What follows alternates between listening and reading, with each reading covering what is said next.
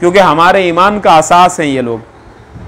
रसूलुल्लाह सल्लल्लाहु अलैहि वसल्लम के बाद दीन को जो संभाला है वो अबू बकर सिद्दीक ने संभाला है, वो हज़रत उमर ने संभाला है।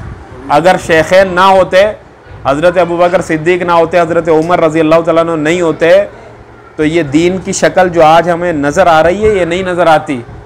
हज़रत अबू बकर के फ़ैसले, हज़रत उमर के फ़ैसले ख़ास ऐसे वक़्त पर जब जहाँ पर दीन बिल्कुल एक अजीब से दोराहे पे खड़ा था,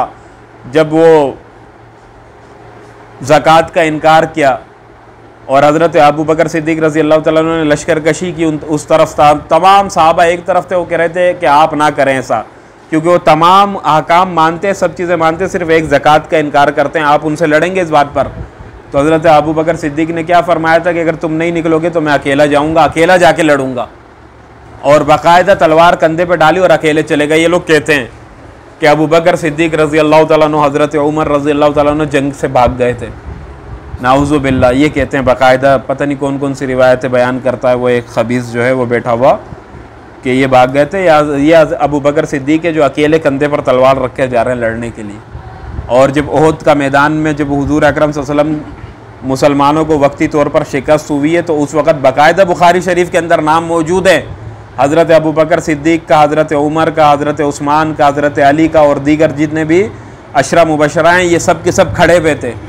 जिस वक़्त काफिरों ने बिल्कुल हमला कर दिया था, रसूलुल्लाह सल्लल्लाहु अलैहि वसल्लम पर तीर बरस रहे थे, उस वक़्त में ये तमाम सहाबा जो है रसूलुल्लाह सल्लल्लाहु अलैहि वसल्लम की तरफ इस तरह से जो है ना बाकायदा वो ढाल बने खड़े थे। हज़रत अबू बकर के बारे में आता है कि काफिरों का जत्था एक तरफ से आया, हज़रत अबू बकर ने उन पर हमला किया, ऐसे बेजिगरी से लड़े कि वो भाग गए। फिर दूसरी तरफ से आया हज़रत उमर रज़ी अल्लाह तआला अन्हु ने उन पर हमला किया और उनको भगा दिया। तो उस वक़्त जिस वक़्त सारे के सारे सहाबा ने मैदान छोड़ दिया था वक्ती तौर पर, ये नहीं कहता हूँ कि सहाबा ने मैदान छोड़ा था डर कर या बुज़दिली से, क्योंकि एक अबतरी मच गई थी, किसी को कुछ नहीं पता चल रहा था। बाकायदा ये भी आता है रिवायत में कि हज़रत अनस रज़ी अल्लाह तआला अन्हु के जो मामू थे या चाचा थे, उनको बाकायदा अनस बिन मालिक रज़ी अल्लाह तआला, मालिक बिन अनस या अनस बिन मालिक, जो जिनको शहादत के बाद देखा 87 या 83 ज़ख्म उनके जिस्म पर थे, वो सहाबा के हाथों से शहीद हो गए। मतलब मुसलमानों को पता ही नहीं चला, ऐसा गुत्थम गुत्ता हो गया। हज़रत खालिद बिन वलीद ने एक ऐसा हमला किया कि पता ही नहीं चल रहा था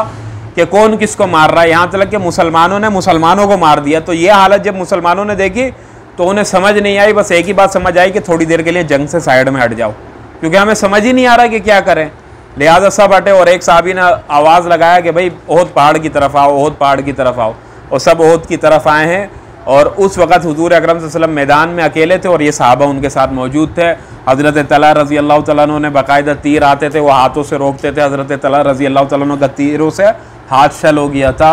और हाथों की उंगलियां कट गई थी। ये तमाम के तमाम सहाबा इसे बेजिगरी से लड़ रहे थे और ये कहते कि ओहद के मैदान में भागे थे, कोई नहीं भागा था, ये तो बाकायदा खड़े थे।